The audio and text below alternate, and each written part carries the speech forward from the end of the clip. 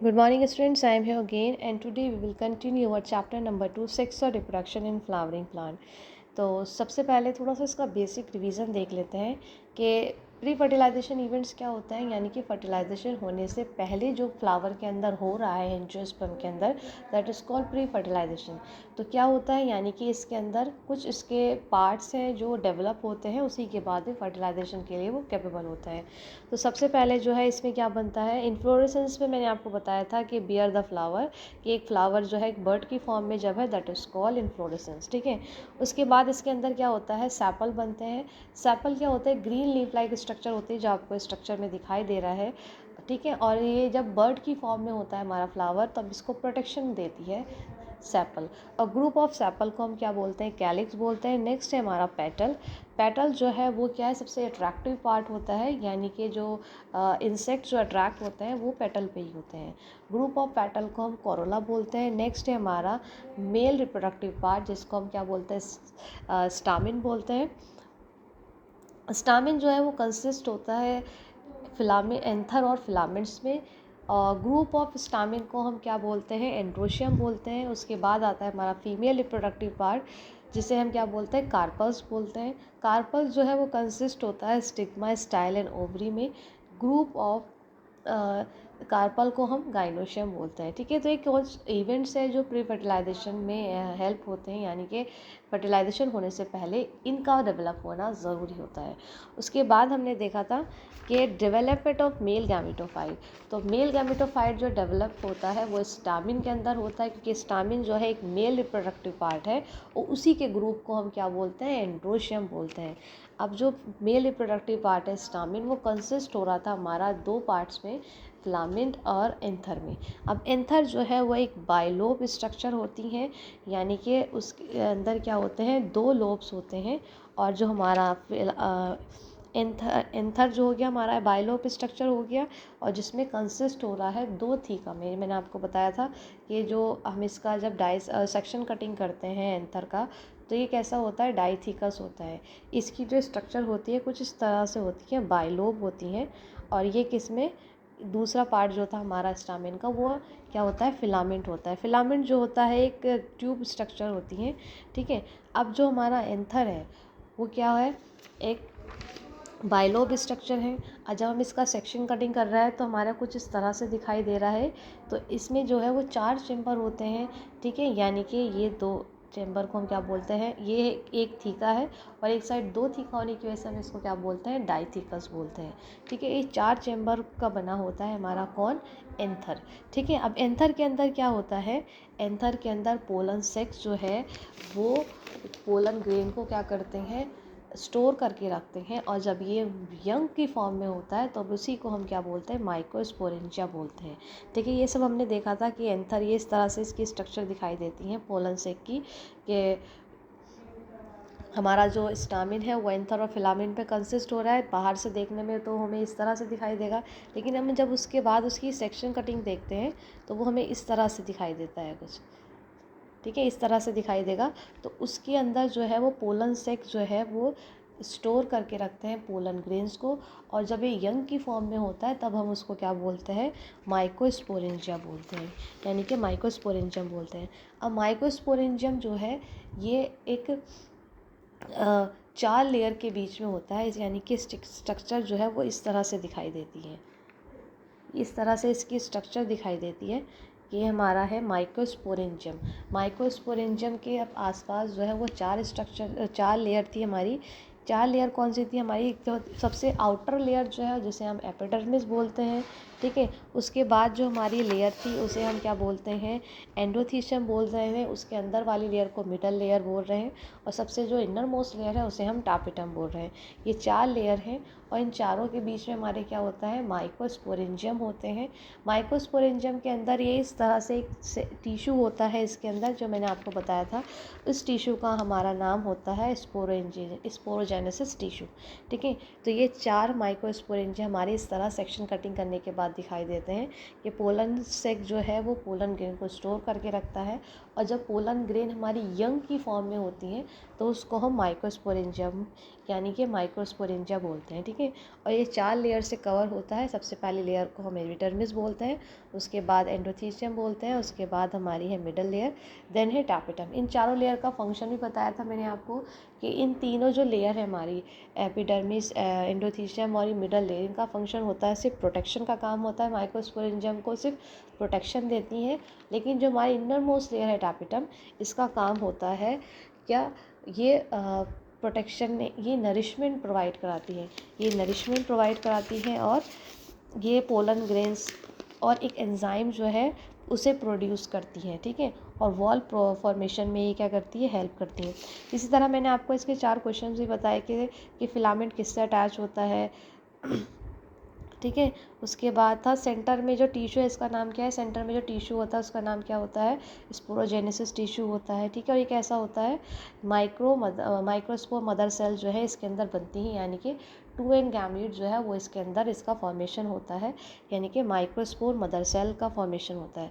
अब यहाँ हम चारों में से जब 4 माइक्रोस्पोर मदर सेल का फॉर्मेशन हुआ है माइक्रोस्पोरेंजियम के अंदर, तो उसमें से हम एक मदर सेल को ले लेते हैं, एक माइक्रोस्पोर मदर सेल को हम ले लेंगे, उसका क्या कराएंगे, उसके अंदर हम मियोसिस कराएंगे। मियोसिस हमने क्लास 11th में पढ़ी है। मियोसिस का मतलब क्या होता है, division of cell into 2 daughter cell and number of chromosome will half. ये नंबर ऑफ क्रोमोसोम जो है वो हाफ हो जाएंगे, और हमारी एक डॉटर सेल से 4 डॉटर सेल्स जो है वो डिवीजन हो जाएगी। ठीक है, तो इसका इस तरह से प्रोसेस होता है। इस प्रोसेस को हम पूरे को हम क्या बोलते हैं, माइक्रोस्पोरोजेनेसिस बोलते हैं। यानी कि हमने एक जो हमारी 4 माइक्रोस्पोरेंजियम बनी, उनमें से हमने एक माइक्रोस्पोरेंजियम को लिया, उसके अंदर हमने मियोसिस कराया। मियोसिस का मतलब हमने यही होता है कि मियोसिस से क्या होता है, 2 डॉटर सेल का फॉर्मेशन होता है। अब वो डॉटर सेल आगे चल के 4 डॉटर सेल में डिवाइड हो जाएगी, जो यहाँ पर अभी क्या है, एक सेपरेट डॉटर सेल है। तो उसी प्रोसेस को हम क्या बोल रहे हैं, माइक्रोस्पोरोजेनेसिस बोल रहे हैं। यानी कि एक पोलन मदर सेल से मियोसिस कराकर माइक्रोस्पोर टेट्राड की फॉर्मेशन कराते हैं, उसी प्रोसेस को हम क्या बोलते हैं, माइक्रोस्पोरोजेनेसिस बोलते हैं। ठीक है, लेकिन अभी यहाँ क्या है, ये मैच्योर नहीं है, क्योंकि अभी ये क्या है, एक दूसरे से अटैच है। इसी को हम क्या बोल रहे हैं, माइक्रोस्पोर टेट्राड बोल रहे हैं। अभी यहाँ अटैच नहीं है, लेकिन इन्हें जब सेपरेट कराने का काम कर रहा है, तो इन्हें सेपरेट कराने के लिए एक एंजाइम हेल्प करता है, जिसे हम क्या बोलते हैं, कैलास बोलते हैं। तो कैलास क्या करता है, इन चारों डॉटर सेल को सेपरेट करा देगा, और ये डॉटर सेल आगे चल के मैच्योर हो जाएगी। फिर उनमें से हम क्या करेंगे, एक पोलन ग्रेन को लेंगे, यानी कि जो 4 डॉटर सेल आपको दिखाई दे रही हैं यहाँ पे, ये हमारे क्या बन गए, पोलन ग्रेन बन गए। अब इन पोलन ग्रेन को हम लेंगे और आगे का फॉर्मेशन कराते हैं। ठीक है, तो यानी कि हमने देखा कि हमारा स्टामिन जो है वो फिलामेंट और एंथर में कंसिस्ट हो रहा है। एंथर जो है हमारा बाइलोब स्ट्रक्चर है, जिसके अंदर पोलन सेक क्या होते हैं, वो पोलन सेक जो है वो पोलन ग्रेन को स्टोर करके रखते हैं, और जब ये यंग फॉर्म में होते हैं उसी को माइक्रोस्पोरोजेनेसिस बोलते, माइक्रोस्पोरेंजिया बोलते हैं। माइक्रोस्पोरेंजिया का जब हमने सेक्शन कटिंग देखा रहा, यानी कि एंथर का, तो 4 माइक्रोस्पोरेंजिया हमें दिखाई दिए। 4 माइक्रोस्पोरेंजिया जो है वो हमारे 4 लेयर से कवर थे, जिन 3 लेयर का काम प्रोटेक्शन का होता है, और ये जो टैपेटम है उसका काम होता है नरिशमेंट प्रोवाइड कराना। ठीक है, उन 4 माइक्रोस्पोरेंजिया में से हमने एक माइक्रोस्पोरेंजिया को, यानी कि उसके अंदर जो स्पोरोजेनेसिस टिश्यू था, जिसके अंदर 2n थी, यानी कि मदर सेल बन रही थी, उसमें से हमने एक को ले लिया, उसके अंदर हमने मियोसिस कराया। मियोसिस कराने के बाद हमने देखा उसमें 2 डॉटर सेल्स बन रही हैं, और उन 2 डॉटर सेल्स को हमने 4 डॉटर सेल्स में डिवाइड करा दिया, क्योंकि मियोसिस का काम यही होता है कि 1 से 2 डॉटर सेल्स का बनना, 2 से 4 का बनना। ठीक है, और नंबर ऑफ क्रोमोसोम जो है वो इसमें हाफ हो जाते हैं। उसके बाद यहाँ पे जो हमारे पोलन ग्रेन्स बने हैं, यानी कि क्या बना है, हमारा माइक्रोस्पोर टेट्राड की फॉर्मेशन हुई है। इस प्रोसेस को माइक्रोस्पोरोजेनेसिस बोल रहे हैं। फिर यहाँ पे आगे चलकर क्या करते हैं, हम पोलन ग्रेन्स का फॉर्मेशन कराते हैं, यानी कि उन माइक्रोस्पोर टेट्राड सेल को हम यहाँ सेपरेट करा देंगे कैलेस की हेल्प पे। एक एंजाइम होता है जिससे हम इसको क्या करा देते हैं, सेपरेट करा देते हैं। यहाँ पे जाके हमारी क्या हो गई है, मेच्योर हो जाती हैं, कौन, हमारी पोलन ग्रेन्स। अब इन पोलन ग्रेन्स जब हमारी मेच्योर होती हैं, तो एक दूसरे से हम इसको क्या कर देते हैं, सेपरेट करा देते हैं। जो सेपरेट होने में हेल्प करा रहा है उसे हम क्या बोल रहे हैं, कैलास बोल रहे हैं।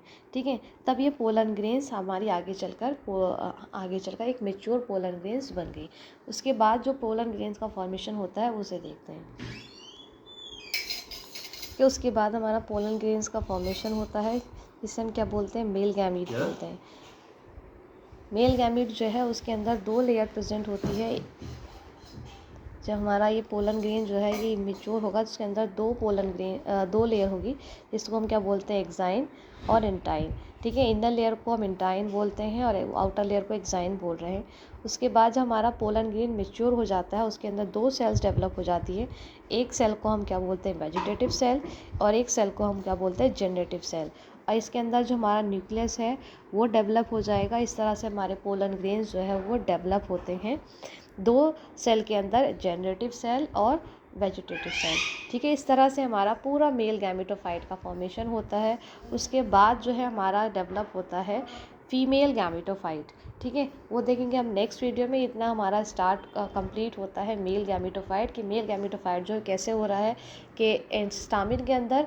ठीक है, स्टामिन के अंदर क्या होता है, 2 स्ट्रक्चर होते हैं, एंथर और फिलामेंट। एंथर क्या है, एक बाइलोब स्ट्रक्चर है। जब हम इसका सेक्शन कटिंग करते हैं तो इसमें हमें 4 माइक्रोस्पोरेंजिया दिखाई देते हैं।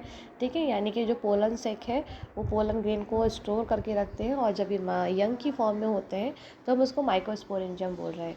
माइक्रोस्पोरेंजियम जो है 4 लेयर से अटैच होते हैं, और 4 लेयर से अटैच होने की वजह से, कवर होने की वजह से ये इन 3 लेयर इसको प्रोटेक्शन प्रोवाइड करा रही है और एक लेयर इसको नरिशमेंट प्रोवाइड कराती है। और इन माइक्रोस्पोरेंजियम के अंदर एक टिश्यू होता है जिसे स्पोरोजेनेसिस टिश्यू बोलते हैं। इसके अंदर क्या होता है, डिप्लॉयड सेल होती हैं, यानी कि एमएमसी, माइक्रोस्पोर मदर सेल। और इन 4 में से एक माइक्रोस्पोर मदर सेल को लेकर हम इसके अंदर मियोसिस करा रहे हैं, जिसके अंदर क्या, और मियोसिस कराने के बाद 2 डॉटर सेल्स का डेवलप हो रहा है। डॉटर सेल्स डेवलप होने के बाद में 4 डॉटर सेल बनती हैं। जब ये अटैच होती हैं तो इसको हम क्या बोलते हैं, माइक्रोस्पोर टेट्राड बोलते हैं। उसके बाद इसे सेपरेट कराने में जो हेल्प कर रहा है उसे हम क्या बोल रहे हैं, उसे हम बोलते हैं कैलास बोलते हैं। ठीक है, उसके बाद हमारी जो पोलन ग्रेन्स का फॉर्मेशन होता है, ये हमारी जो डॉटर सेल्स है वो सेपरेट हो जाती हैं और मेच्योर हो जाती हैं। ठीक है, एक दूसरे से सेपरेट होने में हेल्प करा देता है हमारा कैलास। उसके बाद पोलन ग्रेन का फॉर्मेशन होता है। पोलन ग्रेन जो है, अगर हमारी ये पोलन ग्रेन इमेच्योर है तो इसमें सिर्फ 2 लेयर होती हैं, इंटाइन और एक्साइन। जब ये मेच्योर हो जाती है तो इसमें 2 सेल बन जाती हैं, वेजिटेटिव सेल और जनरेटिव सेल, और आगे चलकर ये एक मेल गैमीट बन जाता है। ठीक है, उसके बाद हम नेक्स्ट देखेंगे, नेक्स्ट होगा हमारा female gametophyte. Till then revise it, we will meet in next video.